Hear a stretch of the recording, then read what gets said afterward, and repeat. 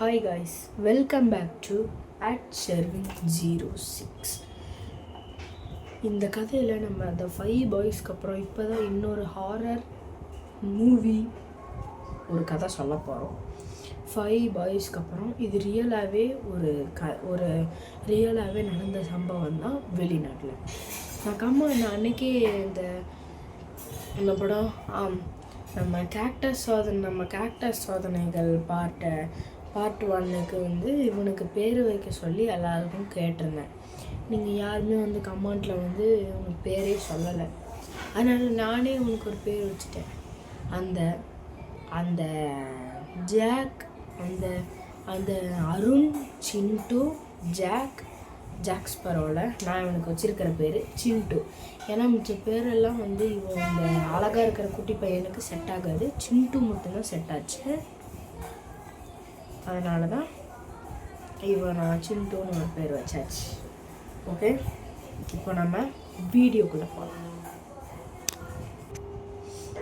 இப்போது இந்த ஸ்டோரி எப்படின்னு பார்த்தீங்கன்னா, நான் இன்றைக்கி இந்த 5 பாய்ஸ்ன்னு அதில் போட்டு நான் இந்த 5 பாய்ஸ்ன்னு சொல்லி நான் படம் போட்டிருந்தேன் இல்லையா, படம் இல்லை ஸ்டோரி சொல்லியிருந்தேன் இல்லையா, அந்த மாதிரி இதில் என்னென்னா அந்த 5 பாய்ஸ் இல்லை, அது அன்றைக்கே முடிஞ்சிருச்சு. அது நானே க்ரியேட் பண்ண ஒரு கதை. அது இப்போ என்னென்னா நான் சொல்லப்படுறது என்னென்னா, ஒரு ஸ்டோரி என்னென்னா, ஒரு சின்ன பையன் எப்படி ரவுடியாக மாதிரி ஒரு இதாகி அந்த அந்த அந்த கண்ட்ரிலேயே பெரிய கெட்டவனாகி ரொம்ப மோசமானவனாகி அந்த போலீஸை அவனை சாவடிக்கிற அளவுக்கு போயிட்டாங்க. அந்த மாதிரி கதை தான் இப்போ நான் சொல்ல போகிறது. இப்போது நான் கதைக்குள்ளே போகிறேன். இப்போது ஃபஸ்ட்டு கதையில் என்ன நடக்குதுன்னு பார்த்தீங்கன்னா, நம்ம ஒரு சின்ன பையன், அவன் பேர் ஆண்டோனி ஜார்ஜ். அது என்னென்னா, எங்கள் வேன்லேயே அந்த மாதிரி ஒரு பையன் இருந்தால் இப்போ இல்லை, ஆனால் அது ரியலாகவே ஒரு கதை தான். ஆண்டோனி ஜார்ஜ்னு ஒரு பையன், சின்ன பையன். அவங்க அம்மா அப்பா சின்ன வயசுலேயே இறந்துட்டாங்க. அவன் தான் சின்ன வயசுலேருந்து அவனே வளர்ந்து அவனே தான் எல்லாம் பண்ணிட்டு அவனே தான் ஜாலியாக இருக்கான், அவனே தான் சந்தோஷமாக இருக்கான். அந்த நேரத்தில் என்ன இருக்குதுன்னு பார்த்தீங்கன்னா, அவங்க டீச்சர் நீ இப்படி இருக்கியே, நீ தனியாக தான் இருக்காங்கன்னா நீ நல்லா படிக்கிற, சூப்பர் அப்படின்னு சொல்லி அவன் வீட்டுக்கு பாராட்டிட்டு அவனுக்கு சாக்லேட் கொடுத்துட்டு போகிறாங்க. அவன் அந்த சாக்லேட் சாப்பிட்டு ஒன்றுமே இல்லாமல் சும்மா இருக்கான். அந்த நேரத்தில் அவன் நல்லா படிக்கிறான்னா அவங்க மேம் பணக்காரங்க. அவங்க இவனுக்கு ஒரு டிவி வாங்கி கொடுக்குறாங்க. டிவி, அவன் யூஸ் பண்ணுறக்கு ஃபோனு, இது எல்லாமே வாங்கி கொடுக்குறாங்க. வாங்கி கொடுக்குறனால அந்த பையனுக்கு ரொம்ப சந்தோஷமாயிட்டு தேங்க்யூ மேம்னு சந்தோஷமாக இருக்கான். அப்போ அவன் பாட்டுக்கு டிவி எப்படி ஆன் பண்ணணுன்னா அவங்க மேம் சொல்லி கொடுக்குறாங்க. அது கற்றுக்கிட்டு அவன் பார்த்துட்ருக்கான். டிவி பார்த்துட்டு ஃபோன் எல்லாம் எப்படி பார்க்கணுன்னு சொல்லி கற்றுக்கிட்டு அவன் பார்த்துட்ருக்கான். ஒரு நாள் டிவி பார்த்துட்டு இருக்கும்போது என்னென்னா, ஒரு 2 பசங்க 2 பெரிய பசங்க அவனை வான்னு சொல்லி இழுத்துட்டு போயிட்டு அவனை மூக்கில் ஏதோ கர்ச்சீஃப் வச்சு இது பண்ணி அவனை மயக்கம் பண்ணி வேறு ஏதோ குடவு மாதிரி ஒரு இடத்துக்கு கூட்டிகிட்டு போயிடுறாங்க. கூட்டிகிட்டு போன இடத்துல என்னென்னு பார்த்தீங்கன்னா, அவனை கட்டி போட்டுட்டு அவனை கீழே முட்டி போட வச்சு கட்டி போட்டாங்க. அவன் யார் நீங்களாங்கும் போது, எங்களுக்கு ஒரு சின்ன பையன் தேவை, அதான் ஒன்றை கூப்பிட்டோம், நீ நல்லா படிக்கிற பையனாகவும் இருக்க, அடுத்து உங்கள் வீட்டில் நிறையா பொருள் இருக்குது அப்படின்லாம் சொல்லி அவனை என்ன பண்ணுறாங்கன்னா, அவனை கட்டி போட்டிருந்தாங்களே அதை அவுத்து விட்டு பேசுகிறாங்க. அவன் முடியாது நான் நல்லா படிச்சுட்டு இருக்கேன், எனக்கு படிப்பு முக்கியம், நான் படிக்கணும்னு சொல்கிறான். ஆனாலும் அவங்க என்ன சொல்கிறாங்கன்னா, உனக்கு இதில் படிப்பு இருக்கும்,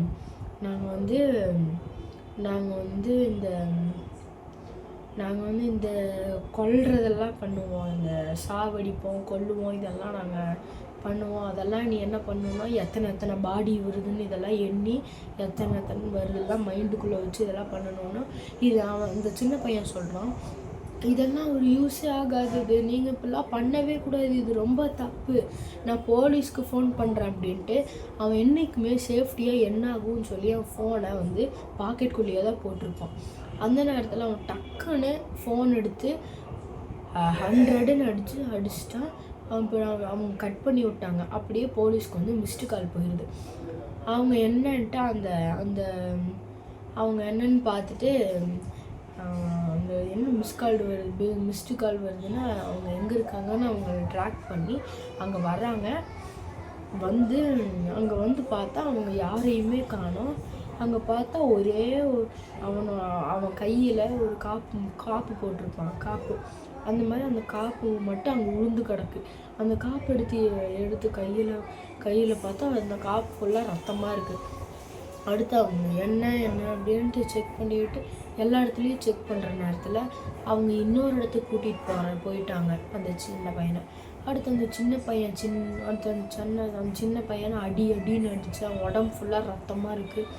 அடுத்து சரிங்க, நான் அடிக்காதீங்கன்னு அழுதுகிட்டே சொல்லிவிட்டு நான் உங்களுக்கு ஹெல்ப் பண்ணுறேங்க, ஆனால் போலீஸில் மட்டும் மாட்டிட்டேன்னா எனக்கு தெரியாதுங்க அப்படின்னு சொல்லி அந்த பையன் சொல்கிறான். அதுக்கு அவங்க அம்மான்னு வருது. அதுக்கு அவங்கெல்லாம் என்ன சொல்கிறாங்கன்னா, நாங்கள் ஒன்றும் அப்படிலாம் பண்ண மாட்டோம், நாங்கள் இது வரைக்கும் 918 கொலை பண்ணியிருக்கோம், 918 கொலை பண்ணியிருக்கோம், எங்களுக்கு கவலையே இல்லை, நாங்களாம் ஒரு வாட்டி கூட போலீஸில் மாட்டினதில்லை, எங்கள் கேங்லேருந்து யாரு கூட போலீஸில் மாட்டினதில்லை அப்படின்னு சொல்கிறாங்க. அதுக்கப்புறம் தான் சரிங்கன்னு ஒத்துக்கிட்டா அந்த பையனும் வரான். அதுக்கு டெய்லியும் ஒன்று மட்டும் எனக்கு சான்ஸ் கொடுக்குறீங்களா அப்படின்னு கேட்டால் என்னதுன்னு அவங்களாம் கேட்டதுக்கு அவன் சொல்கிறான், எங்கள் வீட்டுக்கு மட்டும் அப்பப்போ போயிட்டு வந்துக்கிறாங்க, வீட்டில் வேணாம் வீட்டுக்கு போயிட்டு வந்துக்கிறாங்க அப்படின்னா வேணான்னு அவங்கெல்லாம் சொல்கிறாங்க. அதுக்கு அங்கே தாங்க டிவிலாம் இருக்குது, எங்கள் மேமெல்லாம் வாங்கி கொடுத்த டிவியில் அங்கே தாங்க இருக்குது அப்படின்னோடனே அவங்க என்ன பண்ணுறாங்க, டிவி அவங்க வீட்டிலேருந்து இங்கே தூக்கிட்டு வந்து இங்கே மாட்டிடுறாங்க. மாட்டினதுக்கப்புறம் அடுத்து கொஞ்சம் ஒரு 2 வருஷம் கழித்து பிரைம் மினிஸ்டர் அவங்க கேங்கில் இருந்து ஒரு பையன் வந்து பிரைம் மினிஸ்டர் வந்து நீ காரில் வந்துட்டு இருக்கும்போது இந்த கொலை பண்ணுற கேங்லேருந்து ஒரு பையன் வந்து ரோட்டில் நடந்து போயிட்டு இருக்கும்போது அவன் மேலே வந்து பார்த்துட்டாரு பிரைம் மினிஸ்டர். அதுக்கு வெளியே வந்து பார்த்து போக மாட்டியா அப்படின்னதுக்கு, என்னையா பார்த்து போக மாட்டேயா, நான் நீதாயா பார்த்து போகணும் அப்படின்னு சொல்லிட்டு சண்டை வந்திருக்கு. அதுக்கு வந்து சொல்கிறாங்க, பிரைம் மினிஸ்டருக்கும் உனக்கும் சண்டை வந்துருச்சு அப்படின்னா, அவர் யார் தெரியுமா, மற்றவங்கெல்லாம் சொல்கிறாங்க, அவர் யார் தெரியுமா, பிரைம் மினிஸ்டர்லாம் அவரை சுற்றி நிறையா பாடி கார்டு இருக்கும் அப்படின்னு சொல்கிறாங்க. ஆனால் மற்றவங்கெல்லாம் சொன்னோடனே அவர் வந்து அப்போ அவங்களையும் போட்டு தள்ளுறோன்னு முடிவெடுத்துட்டு அடுத்து கொஞ்ச நாள் கழித்து அடுத்து பிரைம் மினிஸ்டரோட வீட்டுக்கே போயிட்டு ஃபுல்லாக பாடி கார்டாக இருந்தப்போ அவங்க வீட்டுக்குள்ளே நனைஞ்சு போய் சட்டையை பிடிச்சி ஏன் அப்படி பண்ணேன்னா ஒரு கத்தும்போது அடிச்சிருக்காரு. அடுத்து பிரைம் மினிஸ்டர் வந்து இழுத்து ஒரு குத்தி அந்த பையனை கீழே தள்ளி விட்டுறாரு. அந்த பையன் வந்து டொம்முன்னு விழுந்து எல்லாத்தையும் கத்தி கூப்பிட்டோடனே எல்லோரும் வந்து அவனை பிடிச்சோடனே அவங்க போலீஸ் எல்லாம் வந்து அவனை பிடிச்சிட்டு போயிட்டாங்க. அப்புறம்தான் தெரியுது அந்த 2 வருஷம் கழித்து எங்கால் மேலேயே கை வச்சிட்டானா அப்படின்னு சொல்லிட்டு படிப்புன்னு சொல்லிட்டு இருந்த பையன் கத்தி எடுத்துகிட்டு போய் பிரைம் மினிஸ்டரை யாருக்குமே தெரியாமல் குத்தி கொலை பண்ணி அவரை நேராக எங்கே போனாலும் கண்டுபிடிச்சிருவாங்கன்னு பீஸாக வெட்டி ஒரு மூட்டையில் போட்டு யாருக்கும் தெரியாமல் போய் புதைச்சி அது மேலே நிறைய கல்லெல்லாம் போட்டு வச்சு ஒன்றுமே தெரியாத மாதிரி வச்சுருக்கான். வைக்கும்போது பிரைம் மினிஸ்டர் காணோன்னு மேலே போய் பார்த்தா ஃபுல்லாக ரத்தம். இடம் ஃபுல்லாக ரத்தமாக இருக்குது. அவங்க எல்லாருமே தேடிட்டு எல்லாருமே வந்து கோவப்படுறாங்க. அந்த நேரத்தில் தான் நீ என்ன விஷயம் பண்ணியிருக்க தெரியுமா அப்படின்னு அந்த பையனுக்கு ஆண்டனி ஜார்ஜ் கிட்ட கேட்குறாங்க. நீ என்ன விஷயம் பண்ணியிருக்க தெரியுமா, பிரைம் மினிஸ்டரையே கொண்டிருக்க அப்படின்னு சொல்லிட்டு எல்லாருமே பயத்தில் இருக்காங்க. ஆனால் அவன் மட்டும் பயத்தில் இல்லாமல் ஹஹான்னு சிரிச்சிட்டு இருக்கான். ஏன்டா இப்படி சிரிக்கிற? நம்மால் ஒருத்தர் போலீஸ் ஸ்டேஷனுக்குள்ளே போயிருக்கான். நீ இப்போ அவனை சாவடிச்சது மட்டும் தெரிஞ்சது அவன் தான் காரணம் அப்படின்னு சொல்லி அவன் மேலே பழி போட்டு அவனை தூக்கு போட்டுருவாங்க. அப்படின்னா திடீர்னுட்டு ஏதோ ஒரு சத்தம் கேட்குது. யாரோ நடந்து வர மாதிரி ஒரு சத்தம்.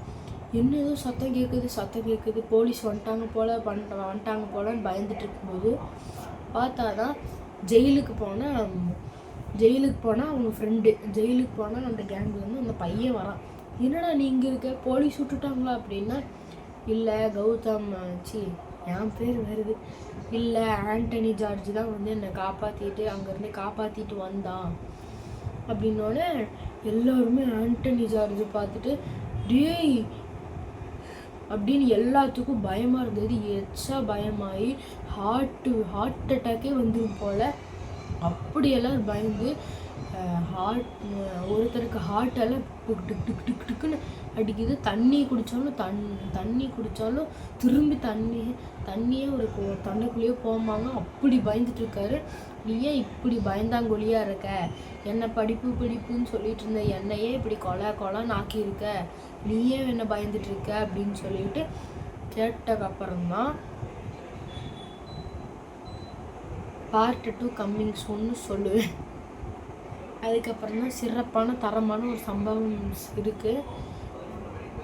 இப்போது நான் இன்னும் மொத்த கதையும் சொல்லியிருப்பேன். 11 மினிட்ஸ் 12 மினிட்ஸ் வந்துருச்சு.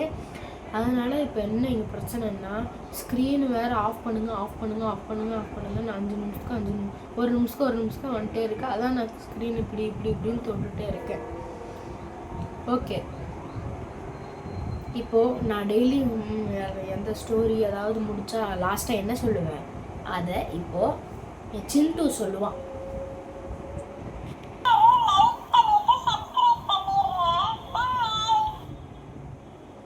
சொல்லிட்டான் பார்த்தீங்களா?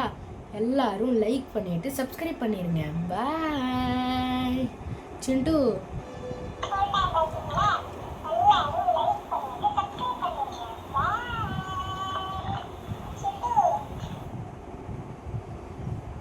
பாய். வட்டா மாமே.